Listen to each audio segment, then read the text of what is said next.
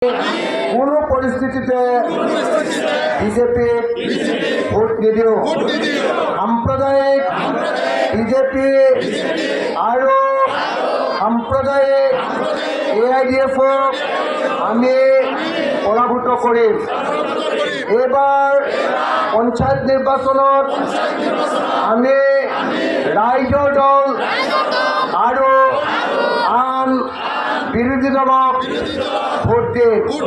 গণসমাৱেশত আমি সংকল্প লওঁ, শপত খাওঁ, কচম খাওঁ যে আমি কোনো পৰিস্থিতিতে বিজেপিক ভোট নিদিওঁ।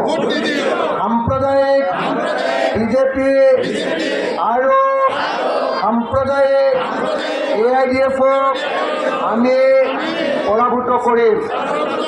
এইবাৰ পঞ্চায়ত নিৰ্বাচনত আমি ৰাইজৰ দল আৰু আন বিৰোধী দলক ভোট দিম। গণসমাৱেশত আমি সংকল্প লওঁ, শপত খাওঁ, কচম খাওঁ যে আমি কোনো পৰিস্থিতিতে বিজেপিক ভোট নিদিওঁ। সাম্প্ৰদায়িক বিজেপি আৰু সাম্প্ৰদায়িক AIDF-ক আমি পৰাভূত কৰিম।